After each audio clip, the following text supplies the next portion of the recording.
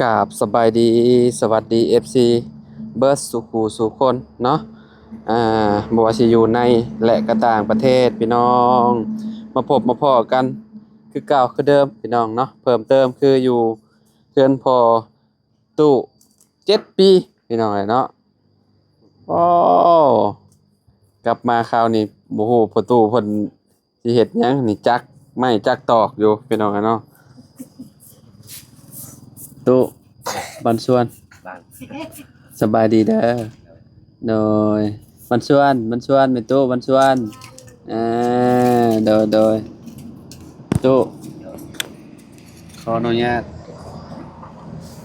มาแต่ใช้ตู้มาแต่ตัดพางนี่ฮะตัดพางมาแต่ภูพุ่นไปภูเด้อไม่ยังก็จะห้องไม่เอิ้นฮะอาเลียไม่อาเลียโอ้บ้องยาวลินี่เนาะโดยอืมบ่อึดบ่อยู่ภูนี่ตุโอ้ยกันหลายบ่หลายกันขึ้นหมดมือไปแต่เช้าบ้องมันนี่ยาวแบบเกือบเป็นเมตรเลยนี่โดยประมาณ7-80 เซนเลยพี่น้องเนาะนั่นแหละเอาเห็ดยังไงได้นี่ตุสารกระตาได้บ่ชาญเอาไว้ไก่สารอันน่ะเอาเห็ดผักกระตาดบ่เห็ดกระต่ายไก่อยู่เอาเห็ดในไก่อยู่โดยนี่พังบอลนี่ก็ยันมันฮอนยันมันฮอนโดยสารเห็ดติบเข่าได้บ่ได้ไม่นี่ได้บ่ได้อ๋อมันเป็นหยังคือบ่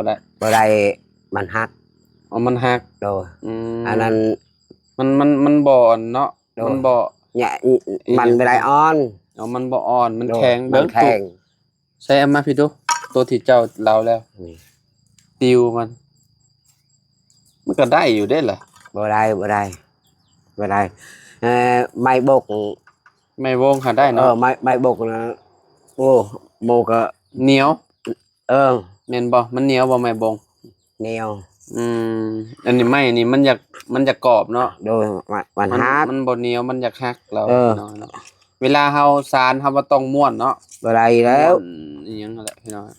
เจ้าสารเป็นบ่ติบข้าวบ่ได้สารบ่เป็นเป็นหยังในที่ว่าเจ้าสารเป็นเฮาบ่เคยเฮ็ด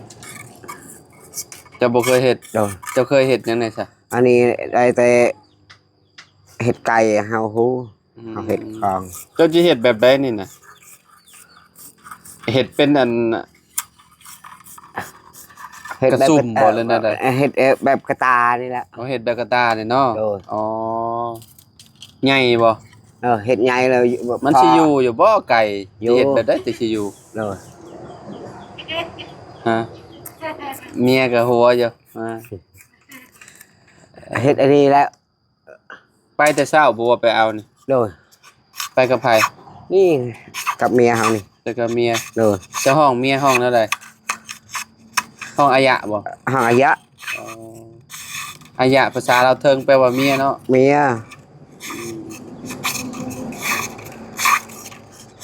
เป็นจะได้ไก่อยู่บ่โดยฮะมันอยู่เฮือนเจ้าอยู่บ่อยู่นี่โอ้เฮาค้างไว้บนมื้อบ่โดยยังบ่ได้ปล่อยจักมื้อแล้วเจ้าค้างเยอะฮอดออก3 มื้อเนาะเจ้าค้างเมียนมันบ่เป็นเปี้ยแล้วบ่โดยมันย่างได้อยู่บ่ย่างได้ FC ก็คอมเมนต์มาอยู่ว่าซื้อไก่อยู่บ้านเดียวกันมันมีแต่มื้อเฮือนพี่น้องเนาะก็แม่นความ FC เพิ่นเว้าอยู่ได้เนาะนอกจากซื้อไก่มาแต่ทางอื่นบ่คือแบบนั้นอันนี้ซื้ออยู่เฮือนใกล้ๆนี่มันก็มื้อเฮือนมันเองคือเก่าอ้าวมันมื้อแล้วก็บ่ได้คักก็หามันก็จื้อและเฮือนอยู่ใกล้ๆนี่เนาะมันจื้อมันเคยเลี้ยงเคยเบิกมันแม่นจังว่า FC เพิ่นคอมเมนต์มาเพิ่นว่าซื้อเป็นหยังคือต้องซื้อไก่อันอยู่เฮือนใกล้กันหั่นน่ะตัวนั้นกันก็ไปซื้อเอาบ่อนไกลๆแน่หั่นน่ะกันใกล้ๆใครแน่กันอยู่ไกลๆอันนี้มันห้อยฮอดเฮือนห้อยฮอดเฮือด แล้ว จะปล่อยก็คือเก่ามันก็ไปคือเก่าเนาะ ไปคือเก่า ก็อย่าดอกมันบ่เสียก็ดี โดยนั้น มันจังบ่เสียอยู่ใกล้ๆกัน มันออกกับเจ้าก็ไปจับมาคือเก่าก็ได้เลย โหกะคู่มือไปจับ อืมเจ้าบ่ขี้ข้านที่ไปจับเขามา โมว้าวแล้วกับเฮาไปบ่ได้เด้อไปจับคู่มือเจ้าเบิก ทางเมียน ข้างเมียนเอาไปจับคู่มือนี่เจ้า เจ้าก็คางเมียน โดย อืม บ่ได้เด้อไป เอามาบางเช้านี่เห็นลูกชายเจ้าเพิ่นมุกหน่อไม้ โดย อืมเพิ่นมุกหน่อไม้ใส่หมักพอกบักพริกจักมีหยังอีกแหละพี่น้องเอ้ยเนาะมุกเป็นเนาะเพิ่นก็ได้เนาะเฮ็ดไปเลยเนาะ เฮ็ดไปเลยเมื่อกี้มันกินแบบนั้นแล้ว บ่ บ่ฮู้จักอ่ะ เอออาเบลบ่ใช่อาเบล จักน้ำพึ่นไป มีหยังอันคือผ่าทางก้นทางหัวคือบ่ผ่าทางหัวมาตุไม่นี่แหละอันนี้มันทางหัวนี่ นี่ แม่นจะบ่ผ่าทางก้นมัน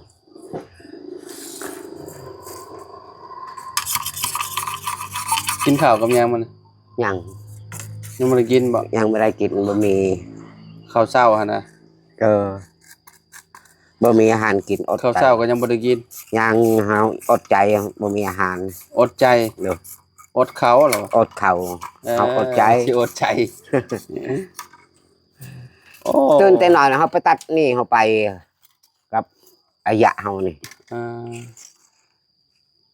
ลอกง่ายเนาะใหม่นี่เนาะ หลอกกะฮู้ก็บ่ได้ฮู้ก็มันฮักอันนี้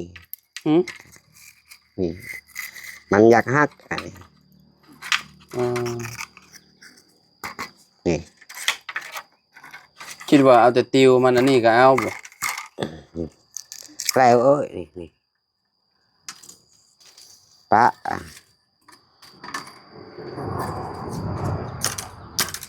อันนี้ลอกอันนี้ออกก่อนตุ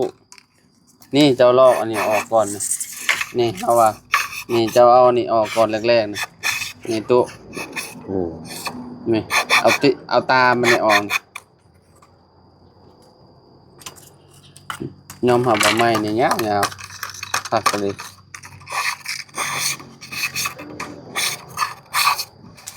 เมื่อสิเมื่อบ้านปะประตูแล้วมาโดยเดินทางแล้วมาพี่น้องเอ้ยเนาะวันอาทิตย์ กลับมาบ่ หึ อะไรไปบ่กลับวันอาทิตย์บ่ เมื่อวันอาทิตย์ไปแล้ว มื้อวันอาทิตย์เนาะ โดยยามค่ำฮ้อนอะไรฝนตกเนาะ โดย ฝนตกพี่น้องเอ้ยเนาะ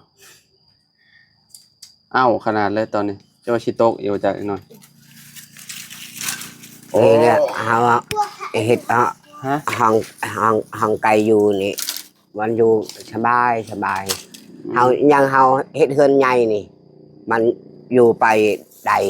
หืม นี่เฮาเฮ็ดของมันยานมันไปหาใช้อ ข้อยู่ ที่ นี่ เจ้าเห็ดมันเป็นอะไรมันบ่อยู่บ่เดี๋ยวนั้นได้ขอไก่เจ้านะ นี่ของนี่ลอยโพด มันน้อยบ่ โดยนี่เฮาอย่าเฮ็ดใหม่เฮาไปตัด สิซื้อเพิ่มอีกบ่ไก่ถ้ามีเงิน กันถึกเลขพอแล้วเราอยากได้ติชามโต อยากได้อีก3ตัว โดย อ๋อ พอแล้ว ถ้ามีเงินก่อนถ้าสิซื้อให้อีกตัวหนึง นี่เบิ่งนี่พออยู่เฮาเฮ็ด ชานมันนี่เนาะ โดยชานนี่มันอยู่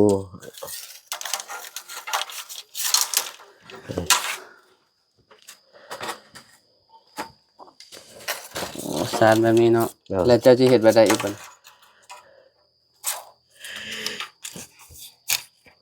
เกิดเวลาเฮ็ดแบบนี้นี่อยู่ในมันฮอนในยานมันตาย นี่เฮ็ดแบบนี้นะ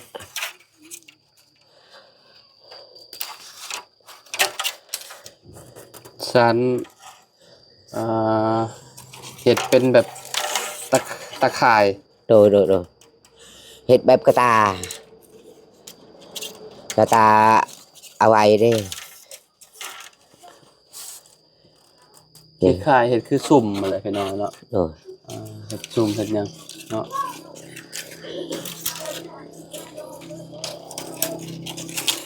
hết bếp nàyหักแล้วนี่ อืมไม่มันบ่อันนั้นปานใดคือเอามาน้อยแท้ดูมันสิพอบ่ พอ เพิ่นอยากเลี้ยงพี่น้องเอ้ยเฮ็ดแนวใดเนาะผู้เฒ่าสักครั้งหนึงเลี้ยงไก่เลี้ยงหยัง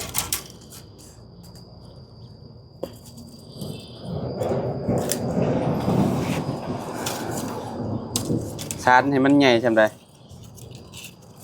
มาโตะ เอาใหญ่ซำใด อันนี้ก็ใส่นี่เลยก็เพียงชำนี่มันได้ไกลอยู่นี่นี่ได้ อืม นี่ ขึ้นซำนั้น ขึ้นชำนั่นแหละนี่ อ๋อต้องเล่าอีกแล้วจ้ะ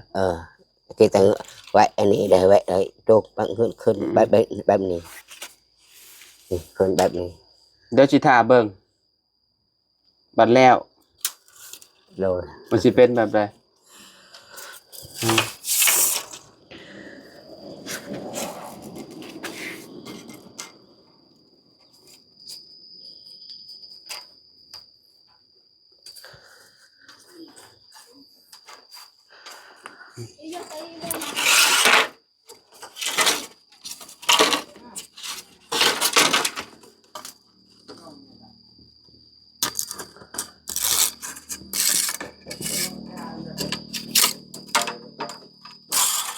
ยอมรับว่าไม้นี่มันแบบมันลอกง่ายเลย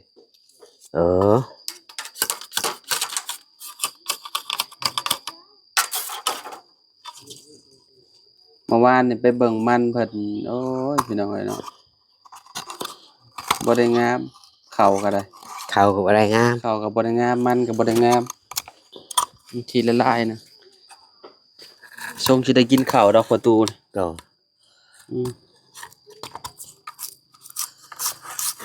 ห้องน้ำใส่แล้วบ่ตุ rồi จะใส่แล้วบ่ห้องน้ำเจ้า saiแล้ว ถ่ายใช่แล้วบ่ rồi เป็นจังไดความรู้สึกใส่ห้องน้ำครั้งแรก sầm bài đó สบายบ่ rồi ดีกว่าไปนั่งถ่ายอยู่ป่าหลายเท่าเนาะ cả nhung cắt อืม anh ấy mót nhung cắt ยุงกัดดากบ่ rồi ยุงกัดก้นเนาะ rồi ต้องขอโทษขออภัยเลยล่ะอยู่ห้องน้ำเป็นได้บัดนี้ vô sầm bài สบายเนาะ rồi อ่า แต่ใช้นำเลยจวักแล้ว อืม มีแต่หลากแล้ว ทำความสะอาดมันเด้อ โดย อันน่ะเฮาซื้อมาให้นั่นแหละ โดย มีแต่มันเก่ามันรู้สึกว่ามันบ่สะอาดก็ล้างแล้วก็เอานั่นแหละ เทลงน้ำนั่นน่ะ โดย น้ำล้างนะเทลงปลาไว้ดนเติบ โดย จังคัดเอาแป้งคัด โดย มันก็สะดวกแล้วเนาะกลางค่ำกลางคืนก็ลง โดย ปวดหนักปวดเบาก็ลงมาเข้าห้องน้ำ โดย เนาะเนาะหาใช้บ่ได้แล้ว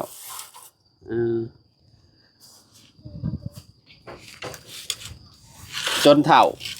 เนาะ โดย อายุจนหลายปีแล้วหาก็สิได้ใช้ห้องน้ำพี่น้องเอ้ย โดยโอ้แต่เบ็ดเอาไปบอกห้องน้ำพอใช้ไปใช้โบคีเอาไปเบิก อ๋อไปเบิ่งวิธีก่อน โดย อ๋อ เอาไปเบิกก่อน ไปเฮ็ดแบบนี้นี่ มันข้างเงี้ยเฮ็ดก็เจ้าให้เฮ็ดแบบนี้เฮ็ดนำลงไปหมดเฮ็ดใช้ไม้อี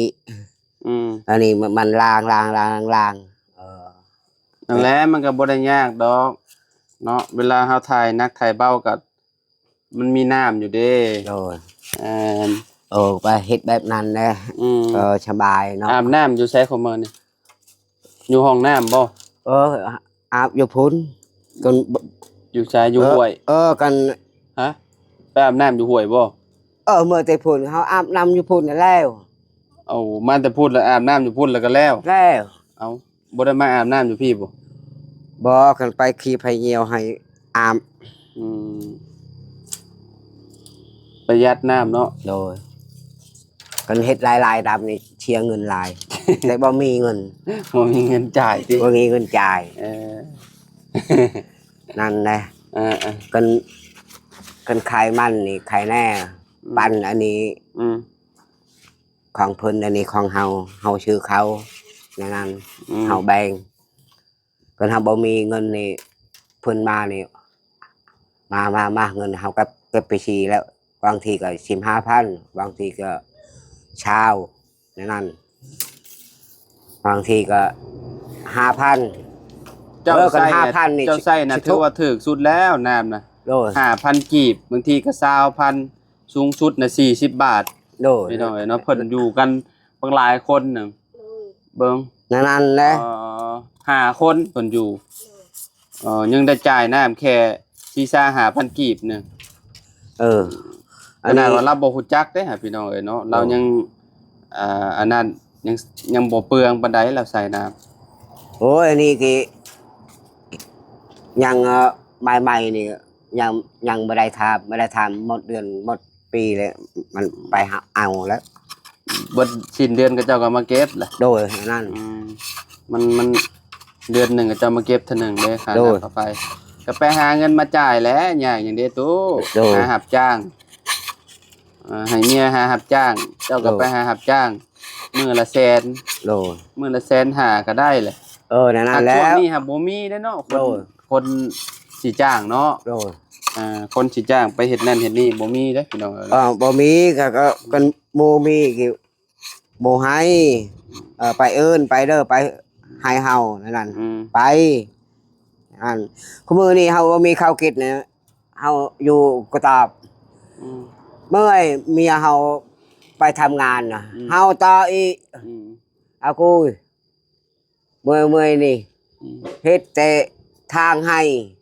เฮาพุ่นปันทางให้บันสิกีพุ่นหมดมือ โดย แต่ได้แค่นึง แต่ได้เมื่อแต่พุ่นก็ย่างไปอีกปันดอกออกไปชื่อเขาได้โลนึง ซื้อข้าวมาได้โลนึง โดยนั่น โอเคซะพี่น้องเอ้ยเนาะ โดย เดี๋ยวจังว่ากันใหม่เดี๋ยวเนาะพอตู้เรามื้อนี้น่าสิเฮ็ดแล้วอยู่พี่น้องก็ท่าเบิ่งนํกันว่าหน้าตามันสิออกมาเป็นจังไดบ่อนแค่ขังไก่ลาวพี่น้องเอ้ยเนาะ โดย ถ้ามีเงินสิซื้อให้ลาวอีกอยู่ดอกพี่น้องเพราะว่าหาก็ได้อยู่2โตเนาะโตแม่พี่น้องเอ้ยเนาะ โดย เอาอีกแม่หนึง3แม่โอ้3-4 แม่พุ่นแหละมันจัง โดย ออกแม่แพร่ลูกเนาะ โดย พี่น้องเอ้ยเนาะบ่ฮู้ว่าสิใหญ่บ่เจ้าว่า ชำนาญแล้ว จะว่าบ่ใหญ่จะว่ายังบ่ใหญ่จะว่าต้มกินก่อนบ่จ๊ะ กันมัน อืม ความมัน อืม ตายคือ อืม ไม่ได้เทมไม่ได้ว่าเด้อกินแล้ว คืออยู่บัดนั้นเนาะ โดย โดยไปตู้ไว้พอกันใหม่เนาะมันชวนนะตู้เด้อ โดยชา อยู่ดี ทุ มีแฮง อยู่มีแหงตลอดปลอดภัยได้เงินในคำมันรวยคือเก่า มันชวน มันชวน โดย